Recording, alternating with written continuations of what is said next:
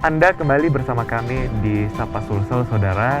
Kita masih dengan e-Perpus, sebuah aplikasi yang mempermudah Anda untuk membaca buku karena Anda bisa mendownload buku yang Anda cari, dan kelebihannya lagi, ini bisa dibaca secara offline. Anda tidak perlu koneksi internet untuk bisa membaca buku yang telah Anda unduh sebelumnya. Nah, ini terkait dengan positioning saya, misalnya sebagai seorang pengguna. Ini adakah sejumlah uang mungkin yang harus saya keluarkan melalui kartu kredit sebagai biaya berlangganan, atau seperti apa ini, Ya. Pak Ito? Ya. Pertama yang mau dipilih aplikasinya yang retail atau yang tadi yang e-Perpus yang untuk perpustakaan. Kalau yang retail berarti kan untuk koleksi pribadi. Nah, kalau koleksi pribadi berarti kan harus beli sendiri. Ya. Nah, silakan nanti download aplikasinya, memang ada dikenain beberapa biaya tergantung buku apa yang pengen dikoleksi. Itu kalau yang retail, karena namanya retail kan masuk ke masing-masing personal ya, jadi koleksinya pribadi. Tapi kalau konsepnya e-Perpus itu perpustakaan, itu yang memberikan fasilitas peminjaman adalah si perpustakaannya, sehingga kita hubungan bisnisnya sama si perpustakaannya. Jadi perpustakaan nanti akan membeli koleksi untuk konten yang akan dipinjam itu ke kita. Kalau aplikasinya free, aplikasinya nggak kita charge, tapi kontennya aja sama persis seperti yang retail tadi, tapi hanya dikoordinir oleh si perpustakaannya selaku pemilik konten untuk hak bacanya nanti.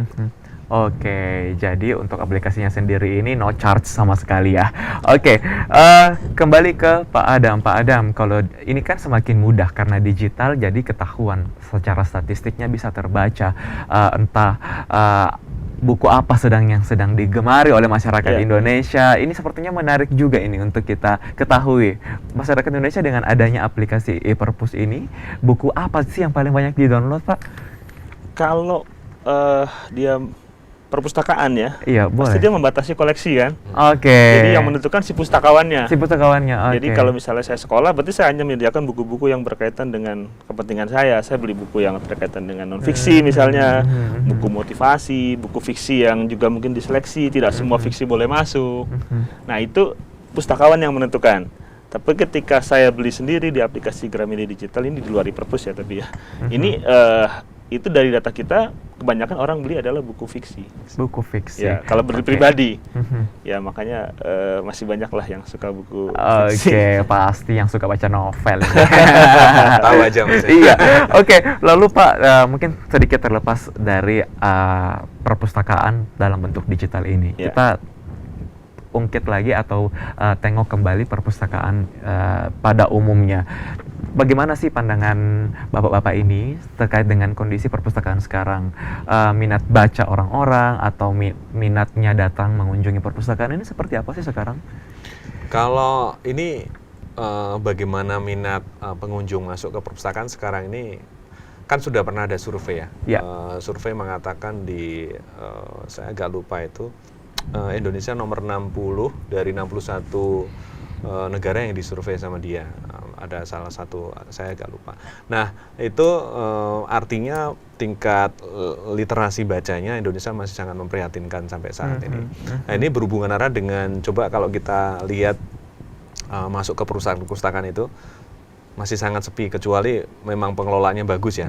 Tapi coba kalau kita masuk ke entah itu sekolah, entah itu kampus, entah itu perpustakaan desa atau apa, beberapa kali saya suruh masuk sana kok sepi ya, kurang ya. Mungkin karena ya beberapa hal. Pertama, koleksinya mungkin update atau enggak ya. Yang kedua, ada program nggak sih yang membuat si pembaca ini bisa mau ke sana untuk pinjam. Dan mungkin setiap orang sekarang mengakses informasi sudah sangat gampang, nggak harus datang ke perpustakaan, tapi lewat internet aja apapun bisa didapatkan. Mungkin dari sisi itu juga mulai berpengaruh. Makanya kita ada pendekatan lewat teknologi ini, bisa dibaca lewat handphone atau device, mobile device ini, supaya memudahkan orang bisa nyari informasi tapi yang terkurasi, yang lebih baik, yang memang bisa dimanfaatkan oleh si dia, kira-kira nyari yang memang terpercaya lah, dari sumber yang terpercaya, kira-kira. Oke. Nah, kalau dari Pak Adam sendiri, bagaimana untuk meningkatkan minat baca masyarakat ini? Sebenarnya ini kembali ke pustakawan sebenarnya, dan mungkin keluarga, kalau dalam keluarga. Artinya gini, kalau pustakawannya bisa menyediakan koleksi yang baik, kemudian juga mengadakan kegiatan-kegiatan yang bisa merangsang membernya untuk lebih aktif, ini biasanya akan efektif.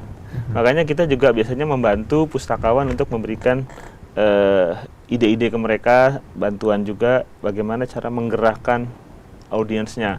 Karena mereka sudah terlepas dari urusan-urusan yang tadi, buku sobek dan sebagainya kan, buku nggak balik dan sebagainya, udah bukan urusan mereka lagi.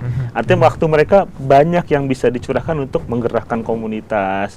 Kemudian misalnya bikin event, diajaklah untuk misalnya lomba resensi, kemudian atau lomba membaca puisi atau apa. Jadi ketika si audiensnya menggerakkan membernya, perpustakawannya bisa menggerakkan audiensnya secara lebih aktif, biasanya akan meningkat lagi literasinya. Ini yang kita dorong ke teman-teman pustakawan.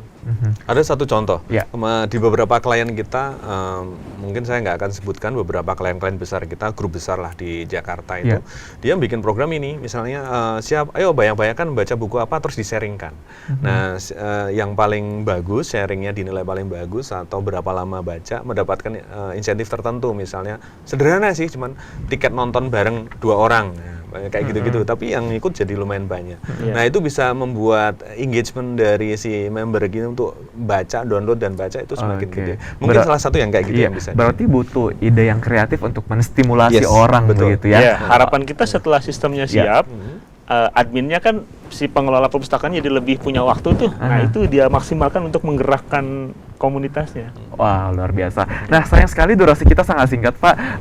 Terakhir saya berikan kesempatan untuk Pak Ito, mengapa sih kita penting untuk meningkatkan budaya literasi kita dan khususnya melalui iPerpus ini? Ya. Pertama adalah membaca itu adalah jendela dunia. Itu saya sangat percaya. Kenapa? Karena dengan membaca kita bisa tahu banyak pengetahuan apapun yang pengen kita tahu dengan membaca. Nah, PR-nya adalah bacaan seperti apa yang harus kita cari yang bisa terpercaya. Maka carilah sumber bacaan yang sudah terkurasi dengan baik oleh pustakawan, sehingga itu terseleksi mana-mana bacaan yang benar sama enggak. Nah, lalu kasih kemudahan supaya itu bisa diakses. Maka kami muncul sekarang ini membuat satu aplikasi dengan banyak konten yang sudah terkurasi ini supaya memudahkan itu semua. Oke, bacaan yang baik adalah bacaan yang telah terkurasi oleh seorang pustakawan. Ada yang ingin ditambahkan dari Pak Adam? Silakan aja pemirsa mungkin. Orang tua bisa menggerakkan anaknya secara lebih aktif. Karena ketika orang tua mengajak anak membaca, melibatkan mereka lagi, ini akan menjadi motor penggerak meningkatkan literasi. Karena ketika orang tua nggak bergerak, hanya mengandalkan pustakawan, mengandalkan teman juga mungkin kurang maksimal. Ketika dari kecil kita diajak baca, diajak diskusi, ini akan membuat mereka juga jadi lebih cerdas lah, lebih terbuka. Silakan ajak pemirsa di rumah untuk menggunakan iPerpus dengan segala kelebihannya. Ya, silakan deh Pak Adam. Atau mau Pak Ito aja? Bagi saudara, panggilannya saudara. Bagi saudara pemirsa Kompas TV yang pengen nyari bahan literasi yang baik untuk meningkatkan kompetensi diri, silahkan lihat kalau pengguna Apple di Apple Store, kalau pengguna Android silahkan masuk di Play Store, cari iPerpus, silahkan ikutin langkah-langkahnya dan dapatkan bacaan yang berkualitas yang bisa meningkatkan kualitas diri Anda. Wah, terima kasih sudah bergabung dengan kita di Sapa Sulsel pada pagi ini, Pak Ito dan juga Pak Adam. Sukses terus untuk iPerpus. Ini adalah bagian dari gerakan mencerdaskan kehidupan bangsa ini. Sangat keren. Dan saudara, demikianlah jumpa kita di Sapa Sulsel pada pagi ini. Mewakili rekan yang bertugas, saya Nana Narundana mengucapkan terima kasih atas perhatian Anda. Selamat pagi, sampai jumpa.